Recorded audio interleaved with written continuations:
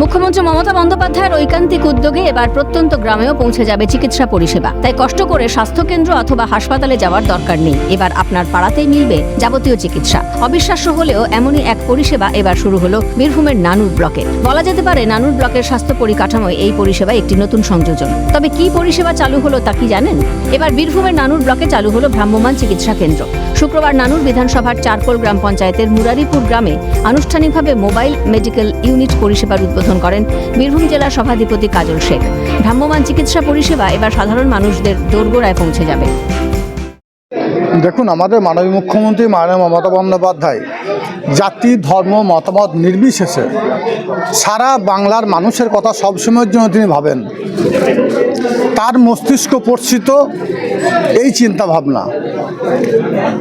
11ই November তিনি স্বাস্থ্য ভবন থেকে শুভ উদ্বোধন করেছিলেন এবং 14ই নভেম্বর বীরভূম জেলার দুটো ভ্রাম্যমাণ এই চিকিৎসা কেন্দ্র আমাদের জেলায় আসে এবং সে দুটি প্রথমে সিউড়ি 1 এবং রাজনগর এবং দ্বিতীয়টি দুবরাজপুর এবং খয়রসোল ব্লকের মধ্যে তারা বিচরণ করছিল।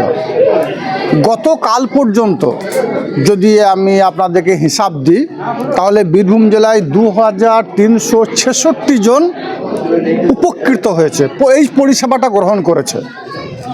তাহলে ভাবুন, মাত্র দুটো অ্যাম্বুলেন্সে যদি 2366 জন পরিষেবা পায় মাত্র 1 মাসের ব্যবধানে, তাহলে সারা বাংলার মানুষ কতটা উপকৃত হবে।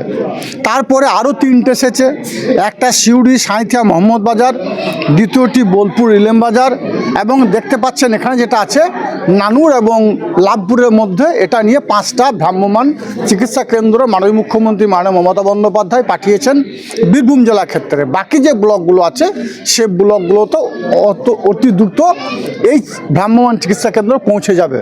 এক নজরে দেখে নিন কি কি পরিষেবা পাবেন।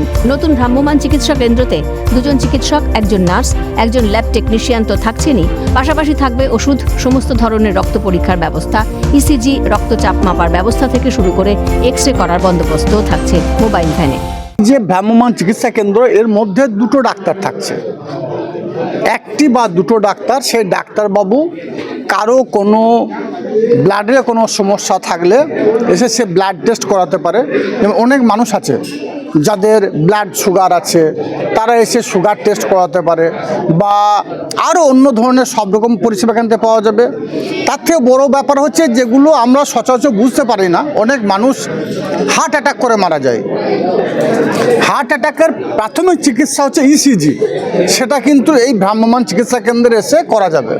আমাদের বুকে ব্যথা হলে আমরা কি করি, দোকান থেকে একটা মেডিসিন কিনে নিই, ব্যথার ট্যাবলেট কিনে নিই, খেয়ে নিই, ব্যাস। কিন্তু এখন আর সেটা করার প্রয়োজন নেই।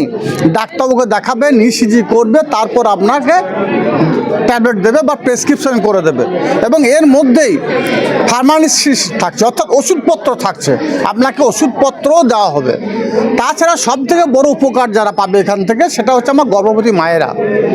এখান থেকে কোথাও 8 কিলোমিটার 10 কিলোমিটার দূরে হসপিটাল আছে, সেখানে যাওয়ার মতো হয়তো ক্ষমতা নেই বা যেতে পারছে না বা কোনো দিক দিয়ে কোনো অসুবিধা আছে, তারা এই ভ্রাম্যমাণ চিকিৎসা কেন্দ্রে এসে এখানকার ডাক্তারবাবু যিনি থাকবেন তার কাছে তিনি সব রকম পরিষেবা পাবেন। মানে আমাদের যে পরিষেবাগুলো দেওয়া হচ্ছে সেটা হচ্ছে যে এর মধ্যে ইনবিল্ট ইসিজি মেশিন রয়েছে।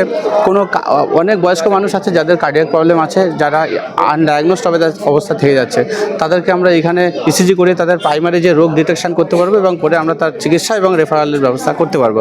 তার সঙ্গে ব্লাডের বায়োকেমিস্ট্রির এখানে আমাদের সেমি অটো অ্যানালাইজার মেশিন রয়েছে, আমাদের ব্লাড টেস্টের সমস্ত মেশিনারিজ রয়েছে, যেখানে আমরা ব্লাডের লিপিড প্রোফাইল থেকে শুরু করে লিভার ফাংশন টেস্ট থেকে শুরু করে থাইরয়েড পরীক্ষা, রক্তের গ্রুপ পরীক্ষা, ব্লাডের সুগার পরীক্ষা, এই যাবতীয় যে ব্লাড টেস্ট এগুলো আমরা সব এখানে করতে পারবো।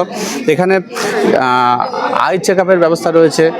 আমাদের অপথ্যালমোলজিস্টের শর্টেজ থাকার ফলে আমরা প্রতিদিন হয়তো আই চেক আপ করতে পারবো না। আমাদের টার্গেট রয়েছে আমরা যে 3 দিন যে ক্যাম্প হবে তার মধ্যে অ্যাটলিস্ট 1 দিন অপথ্যালমোলজিক্যাল চেক আপের ব্যবস্থা আমরা করবো, তার সমস্ত ইকুইপমেন্ট এখানে রাখা আছে।